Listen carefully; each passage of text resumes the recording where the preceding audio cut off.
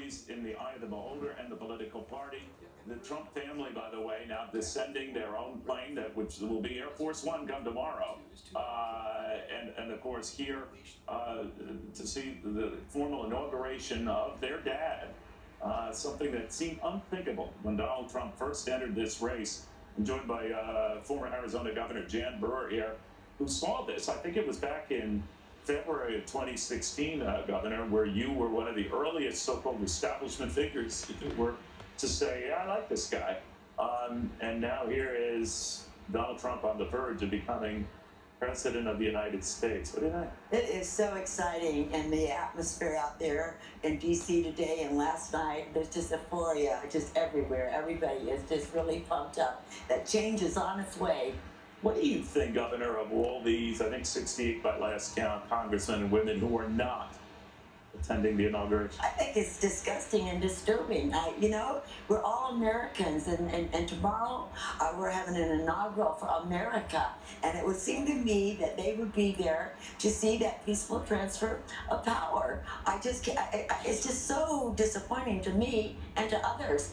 It's disrespectful, for one thing, I can't understand it. I know you and I have gotten into this before, but these events, inaugurations, it's as much to honor the institution of the presidency than the president.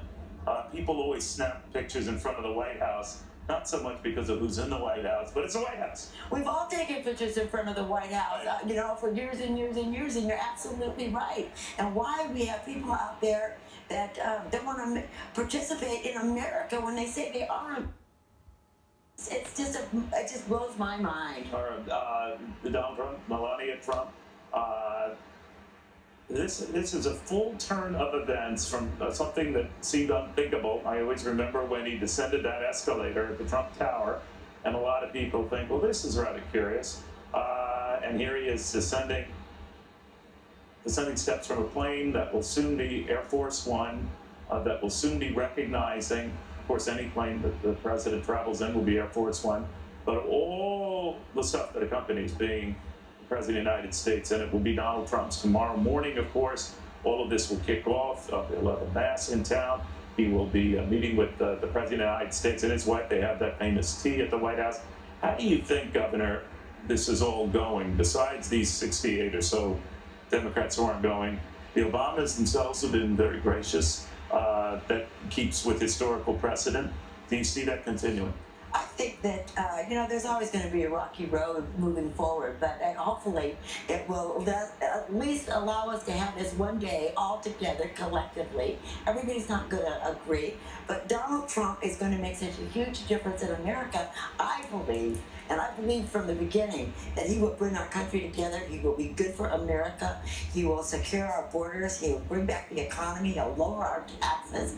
I am just so pumped up about tomorrow to see this change taking place. Now, as a governor in your own right, people watch you very closely. When you first stepped into office, you were like a Energizer Bunny, right? So appearances count for a lot, getting a lot done. It was from the FDR days that we first tracked the first 100 days, right? But now it seems like we tracked the first 100 hours.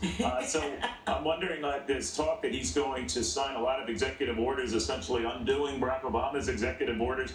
What do you expect to see? What do you think we should see? Well, I'm looking forward to see some of those executive orders that were enacted by President Obama unconstitutionally, in my opinion. The ones particularly? DACA, DAPA, those kinds of things. They've got the people of America in an outrage, and to see that change. And I hope that he issues some executive orders under the new power of our country. So I'm anxiously awaiting for all this to take place tomorrow to see which direction are we going to go.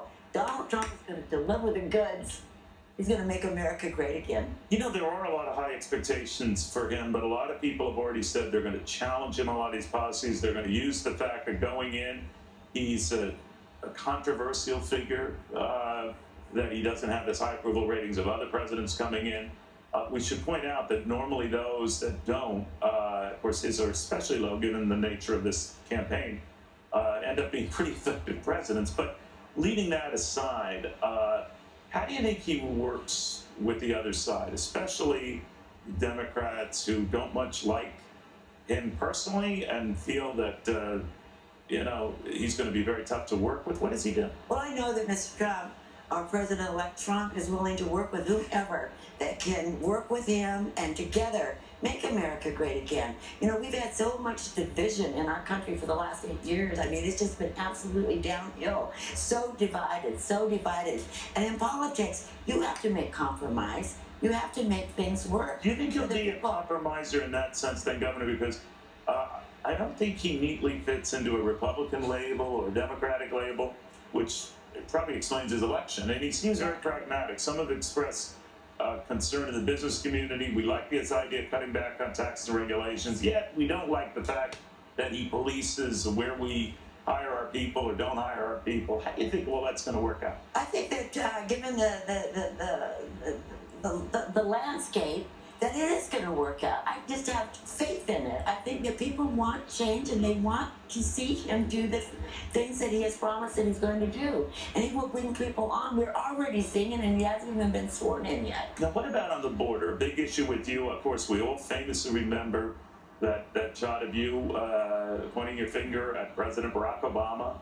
You didn't have a scared bone in your body, but you're talking about how you were tweeting out Donald Trump's last day in office and looking forward to the real Donald Trump securing our borders starting tomorrow.